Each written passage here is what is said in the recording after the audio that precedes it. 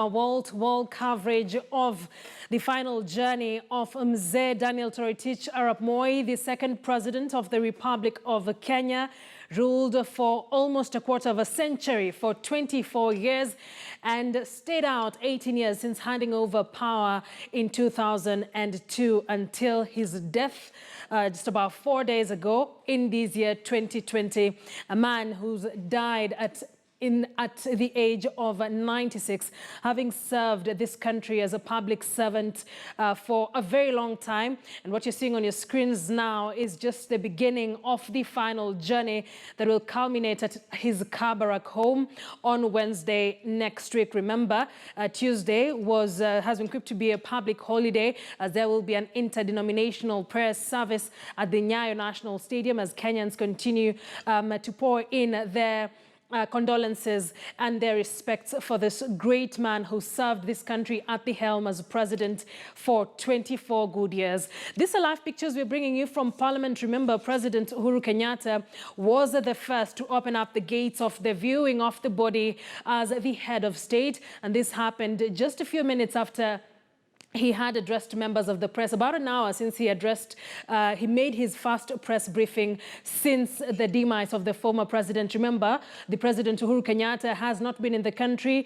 Even when he gave the proclamation of the death of the former president, he was not in the country. Hence why we were just getting his first state address on the death of the second president of the Republic of Kenya this morning at around 9:35 a.m. About 45 minutes later, he was at Parliament, flanked by his Deputy President, Dr. William Ruto, Cabinet Secretaries, Principal Secretaries. Even when he was making this particular address at the State House here in Nairobi, he was flanked and seen largely making this address as the head of the executive, flanked by his team before they made their way to Parliament, being the first group to view the bodies. And then, of course, we will be seeing members of Parliament, legislators from across the country who will then proceed to view this. We are seeing foreign diplomats, we are seeing members of the judiciary, various leaders in the country viewing this full body of the late President Daniel Toroitich Arap Moi, who died at 96 years of age at the Nairobi hospital here in Nairobi. And as I mentioned, a journey that will culminate to the final interment at his Kabarak home, where he'll be buried next to his wife, Lena Moi. So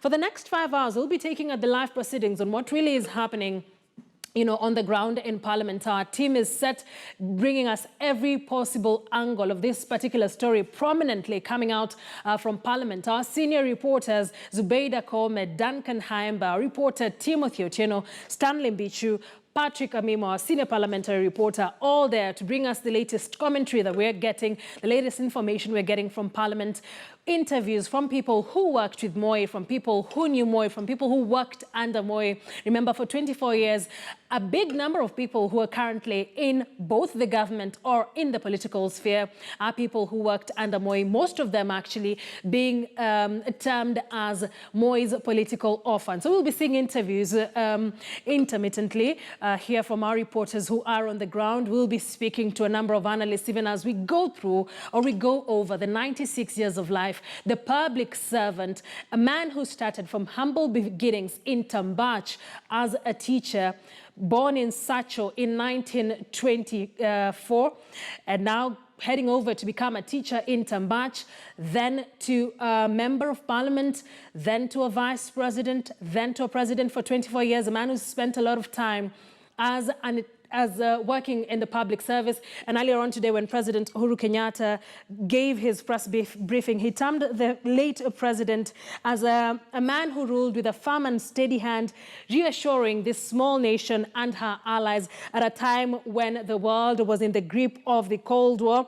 The president also eulogized Mzee Moi as a man who built Kenya by large by the works of his hands, saying that he was a visionary leader who in 2002 left office with a gracious word of advice for those who took up his job, a job he kept for more than 20 years. Like I mentioned earlier, quarter of a century for 24 years. So those are live pictures we're bringing you of dignitaries who are just walking in, most of them now members of parliament, walking in to view the body of the late President Mzee Moi. Remember, that body will be lying there there in Parliament, lying in state for 3 days, starting today to set up to Monday. And then after that, we'll see a special sitting in Parliament for the legislators on Monday. On Tuesday, there will be the interdenominational prayer in Nyayo Stadium, where Kenyans will have a public holiday to give them a chance to recollect. What sort of a man was this? What sort of a president was this? What do Kenyans remember about this man? And of course, celebrate a life that spanned in 96 years. So then after that, the final interment will be at his Kabrak home on Wednesday, where once again, we expect a lot of dignitaries to fly down there and just pay their last respects to the man who you cannot divorce away from the Kenyan history since we gained independence in 1963. Remember, earlier on, we saw the solemn procession of the president's body from the Lee Funeral Home to Parliament, where it will be lying in state for 3 days. We saw military officers pushing the coffin of the former Kenyan president from the Lee Funeral to Parliament. The casket carrying his body was draped with a Kenyan flag, and we understand that it left the Lee Funeral parlor at about 7:15 a.m. This particular casket was draped by the Kenya Defense Forces, and at this point I should mention that this entire funeral procession is a whole military and civilian function, but of course the military being a lot more prominent, we are informed of things like we will be seeing a 19-gun salute for the president as he will be buried on Wednesday. The military has taken over this particular function since, of course, the family made that announcement on Wednesday, just a day after the passing of the former president after an illness, and he died at the Nairobi hospital here in Nairobi. This particular casket that was wheeling the president to Parliament was wheeled by a carriage that we understand also carried the former president, Mzee Jomo Kenyatta, who was the first president of the Republic of Kenya. And of course, we are also seeing protocol officers present to guide the public. This particular viewing will be open to the public after all the dignitaries are done. Remember, the president opened up this space for viewing of the body when he did the viewing at about 10:20 a.m., accompanied by his deputy, Dr. William Ruto, cabinet secretaries, principal secretaries. Thereafter, we saw various political leaders. We've seen members of parliament. We've seen members of the judiciary. And then now it will be open to the public to just pass around and view the body, pay their last respects to the former president who ruled this country for 24 years.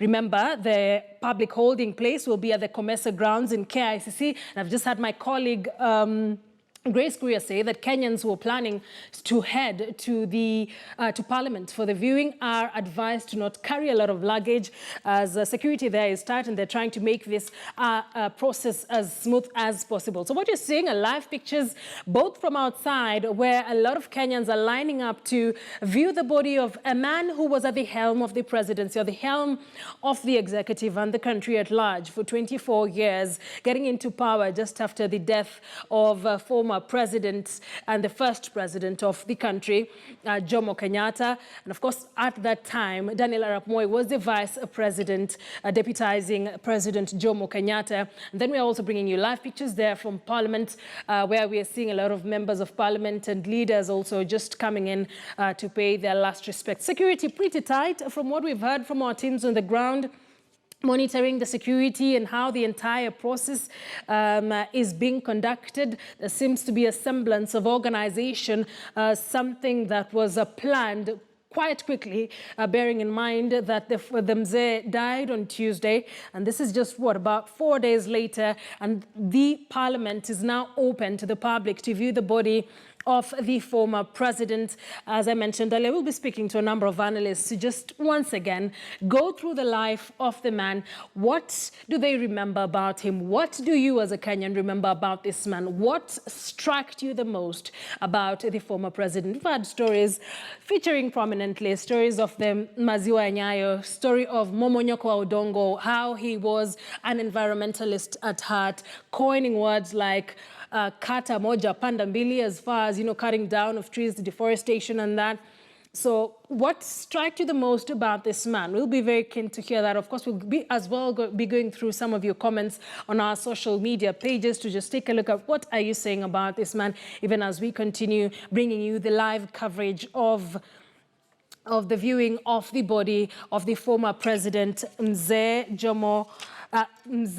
Daniel Toroitich Arap Moi, beg your pardon there. Remember, President Uhuru Kenyatta once again gave his address to the nation at about 9:35 a.m. this morning. The first address since the passing on of the former president.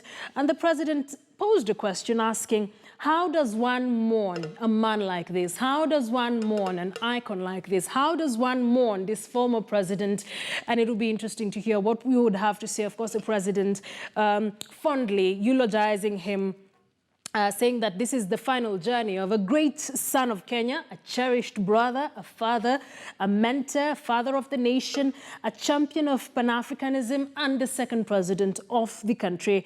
President Uhuru Kenyatta then going ahead to say that this is a man who built Kenya in large by the works of his hand, a hand that was firm and steady and reassured this particular nation, not just this particular nation, but the allies as well, saying that this son has set on a truly extraordinary man. You could bear in mind how the president spoke very fondly of former President Daniel Moi, because it is largely seen that this was his political father, this was his political teacher. So when we talk about political offense of the president, of the former president,